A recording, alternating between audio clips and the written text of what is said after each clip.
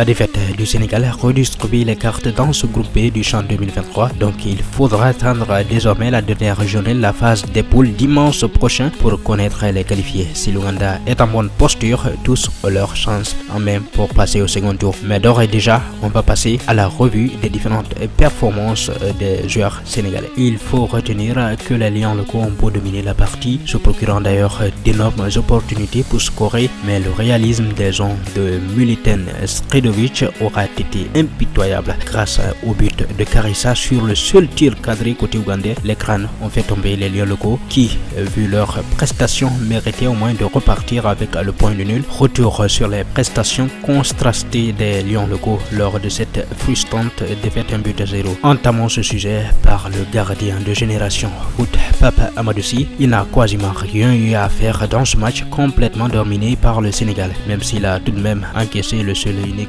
tir cadré des Ougandais. Voilà le point noir dans son match. Sinon, il doit davantage soigner son jeu de pied, surtout ça. Et Mamadou Sané, il n'a presque jamais failli sur le plan défensif. Durant toute la partie, le joueur de Guédiawaye FC, très disponible, a proposé des solutions offensives dans son couloir, mais très malheureusement, elles n'ont pas été exploitées par les attaquants. Bien dommage, on va dire. Dans l'ensemble, le latéral droit des Lions était l'un des meilleurs Sénégalais de la partie. Et Cheikh Tidiane Sidibé, une prestation à très vite oubliée pour le sociétaire de Teungueth FC qui a complètement raté son match très juste. Dans ses interventions, il a été à retard sur beaucoup de ballons, comme sur le but ougandais par exemple, où il a eu du mal à gêner l'offensive de Karissa. Autant dire que son penalty manquait un peu plus tôt l'a plongé dans le noir jusqu'au sifflet final. Et puis, Cheikh Omar Ndiaye, laissant parfois quelques espaces dans son jeu, le capitaine des Lions a manqué son dégagement sur l'action de but, le but de Karissa. Toutefois, ses sorties de balle et relances étaient précieuses pour l'équipe de Pape Thiaw. Dans sa globalité, le pensionnaire de Génération Foot a assuré ce rôle. Il a failli provoquer le penalty, mais heureusement pour lui et pour tout le peuple sénégalais, l'arbitre est revenu sur sa décision après son passage à la barre. Et puis, Ousmane Diouf, à l'instar de son compère de l'Axe, Diouf n'a pas été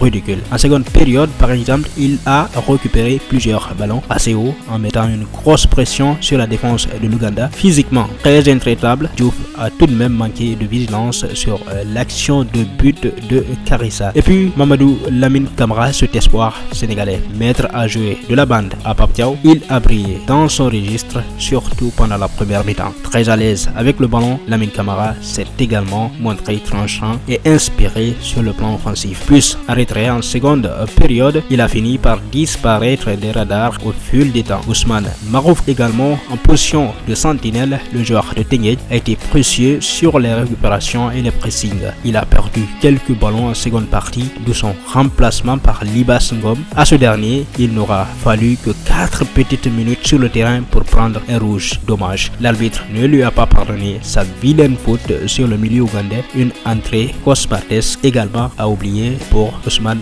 Marouf Khan. Et puis Moussa Ndiaye, titularisé après son entrée en jeu réussi contre la Côte d'Ivoire lors du premier match. Moussa Ndiaye, souvent positionné très haut, a eu plusieurs occasions pour se mettre en évidence, mais le joueur du Jaraaf de Dakar, à l'instar de ses coéquipiers, pêchait sur les derniers gestes. Remplacé par Eliman Sissé en un quart de la fin, ce dernier n'a pas su tirer son épingle du jeu. Et puis Pape Amadou Diallo, qui a été préféré à Moussa Kanté sur le côté gauche de l'attaque. Diallo, trop timide, n'a vraiment pas proposé grand chose. Il semblait avoir des jambes de feu dans les premières minutes avant de s'éclipser pour la suite. Le joueur de Dakar Sacré-Cœur, Kanté, qui a pris sa place à la 68e minute de jeu exactement, s'est montré très risqué également lors de son entrée en jeu. Souvent pris dans le duel, il n'a jamais réellement pesé sur cette fin de partie. Et puis Malik Mbaye, il était l'un des rares joueurs offensifs sénégalais à emballer ce match, il faut le dire honnêtement. Très technique, mobile et en jambes, le jeune joueur de Génération Foot a plusieurs fois mis en difficulté le latéral gauche ougandais, Fred